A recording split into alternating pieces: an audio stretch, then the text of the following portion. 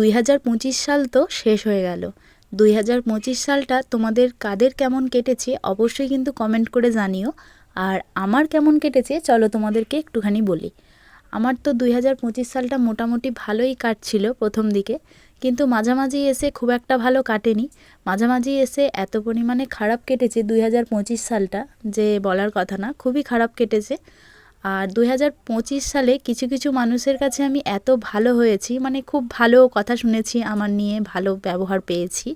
আবার কিছু কিছু মানুষের কাছে এতটাই খারাপ হয়ে গেছি বা এত খারাপ ব্যবহার পেয়েছি যে বলার কথা না। কারণ এটা তো আশা করাও ভুল যে সারা বছরটাই ভালো কাটবে, এটা কখনোই আশা করা যায় না। সবার জীবনেই কিছু না কিছু খারাপ সময় ভালো সময় থাকে। তাই আমারও 2025 সালে কিছুটা ভালো গেছে, কিছুটা খারাপ গেছে। Hello everyone, good morning. কেমন আছো সবাই? আশা করছি সবাই খুব ভালো আছো, আমিও ভালো আছি। তো শীতের সকাল, অনেকটাই সকাল সকাল উঠে পড়েছি। আর তো এখন বাজে হচ্ছে ওই 8:15 মতো।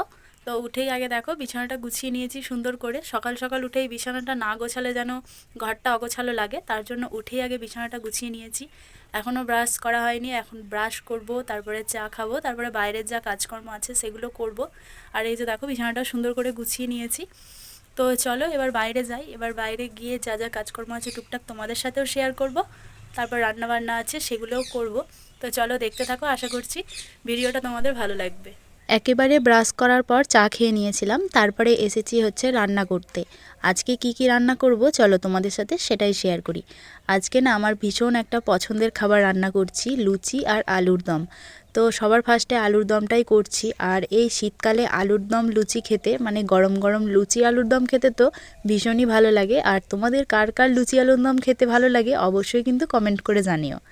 আমার তো বেশ ভালো লাগে। তাই দেখো প্রথমে আর কি আলুটাকে হালকা করে জিরে ফোড়ন দিয়ে ভেজে নিয়েছিলাম। তারপরে এই যে একটা টমেটো কেটে দিয়ে দিয়েছি। আর এই শীতকালে তো এখন টমেটোর দাম ভীষণই কম, আর টমেটোটা খেতেও ভালো লাগে এই শীতের টাইমে। তো আলুর দমে টমেটো না দিলে তো একদমই মনে হয় যেন টেস্ট হয় না।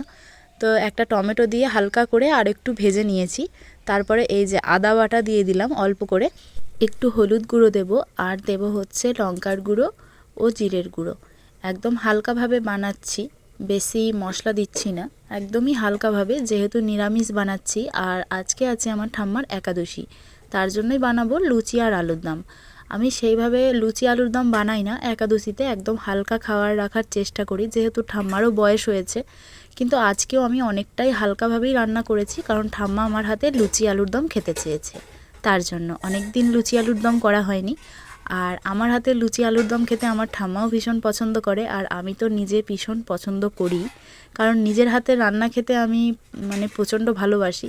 আমার মনে হয় যেন আমি নিজের মতো করে, মানে নিজের যতটা ভালো লাগবে সেইভাবেই আমি রান্নাটা করি। এইদিকে দেখো মশলাটা কষিয়ে আমি জলও দিয়ে দিয়েছি, কারণ একটু বেশি করেই জল দিয়েছি, না হলে যেহেতু পুরনো আলু এখন সিদ্ধ হতে একটু টাইম লাগবে, তার জন্য। তারপরে দেখো ময়দাটাও আমি মেখে নিচ্ছি। ময়দাটা মেখে নেওয়ার আগে আমি সবসময় চেলে নিই, কারণ না হলে যদি কিছু থাকে, মানে বলা তো যায় না, যে দেখে হয়তো বোঝা যাবে না, তার জন্যই। কারণ যেহেতু বস্তায় করে আসে বা কিছু যদি থাকে বাই চান্স, তার জন্য। এবার অনেক দিন থাকার কারণে পোকাও হয়ে যায় ছোট ছোট।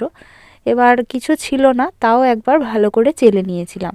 তার মধ্যে দেখো দিয়েছি হচ্ছে অল্প একটু লবণ আর সাদা তেল, একটু ময়ন দিয়েছি, তা না হলে লুচিটা খুবই শক্ত হয়। তারপরে দেখো আমি মেখে নিচ্ছি।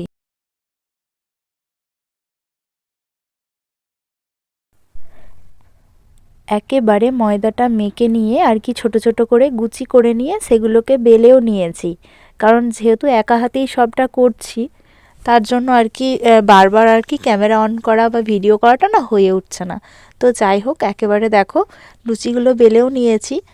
এই যে একে একে ভেজে নেব, কারণ এক এক হাতে বেলে আবার ভাজাটা খুব অসুবিধা হয়, যেহেতু কাঠের উনুনে করছি। গ্যাসে হলে মানে কমা বাড়া করে হয়তো একা হাতে বেলে ভাজা যায়, কিন্তু কাঠের উনুনেতে হয়ে ওঠে না, বারবার করে উনুন নিভে যায়।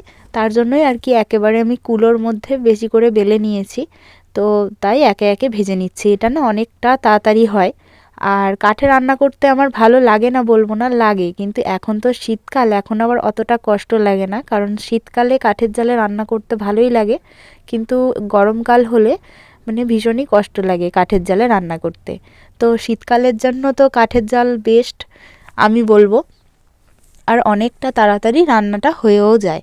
তারপরে দেখো একটা বেগুন ভেজে নিয়েছিলাম, তো বেগুন ভাজা দিয়ে লুচি খেতেও বেশ ভালো লাগে তার জন্য। তারপরে এদিকে যে বাসন কটা বেরিয়েছিল অল্প কটা, সেই বাসনগুলোই আর কি আমি ধুয়ে নিচ্ছি রান্না করার পর। তা না হলে খাওয়ার পরে না অনেকগুলো বাসন জমে যায়। আর আমি এটা প্রায় দিনই আর কি করি, মানে যদি কাজ কম থাকে বা সেরকম কোনো কাজ না থাকে, তো রান্না করার পরেই আর কি বাসনগুলো আমি সব ভালো করে আর কি ধুয়ে রেখে দিই। তারপরে আবার পরে খাওয়া দাওয়া করার পর যে বাসনগুলো হয় সেগুলো আমি মাজি। কারণ রেখে দিলে তো পরে গিয়ে সেই আমাকেই মাজতে হবে, তা না হলে ঠাম্মাকে মাজতে হবে। আমি চাই না যে ঠাম্মার কাজের উপর কোনো চাপ পড়ুক। যেহেতু বয়স হয়েছে, বয়স্ক মানুষ, যতটা কাজ কম করবে ততটাই ভালো। আমি মানে যতটা পারি চেষ্টা করি যে সব কাজ করে দেওয়ার, মানে সব করতে পারি না কিন্তু যতটা পারি চেষ্টা করি। কারণ যেহেতু ঠাম্মার বয়স হয়েছে, তো আমারও ভীষণই খারাপ লাগে যে বয়স্ক মানুষটাকে দিয়ে আমি সব কাজ করাবো, সেটাই। এবার যখন না পারি তখন তো করতেই হয়, কারণ আর তো বাড়িতে কেউ নেই যে করবে। তো যাই হোক, এদিকে দেখো তোমাদেরকে এর আগের ভিডিওতে বলেছিলাম যে আমাদের নতুন ঘরের কাজ কতটা কি হয়েছে তোমাদের সাথে শেয়ার করব। এই যে দেখো প্রায় অনেকটাই হয়ে গেছে, মানে অনেকটা কমপ্লিটের দিকেই। এদিকে জানালা দরজাগুলো বসানো হয়ে গেছে। এর আগে তোমাদেরকে যা দেখিয়েছিলাম তারপর থেকে আর এই নতুন ঘর নিয়ে কোনো রকম কোনো ভিডিও শেয়ারই করা হয়নি।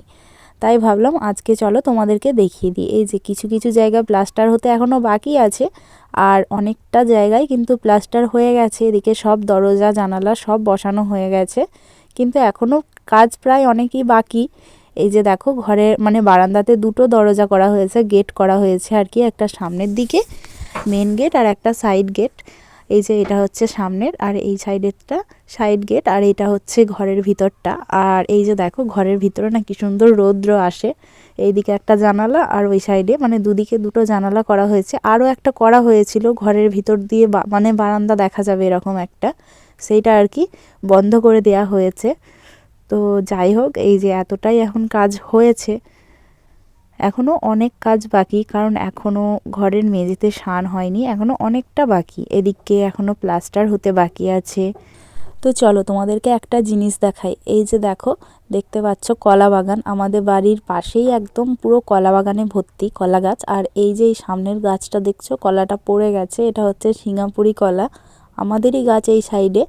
আর ওই সাইডের গাছগুলো কিন্তু আমাদের না, আমাদের পাশের বাড়ির আর কি। আর এখন দেখো আমাদের বাড়ির মানে উঠানটা কিভাবে নোংরা হয়ে আছে, মানে অপরিষ্কার হয়ে আছে। জানোই তো বাড়ির কাজ হলে তো অপরিষ্কার হয়ে থাকবে। তো যাই হোক, তোমাদেরকে একদিন পরে আমাদের বাড়ির হোম ট্যুর দেব। তো এখন তো দিতে পারছি না, কারণ এখন পুরো চারিদিক অগোছালো হয়ে আছে, তাই তোমাদের সাথে আপাতত ইনকমপ্লিট হোম ট্যুর দিলাম নতুন আর কি। দুপুরের পর থেকে আর কোনো রকম কোনো ভিডিও শ্যুট করাই হয়নি।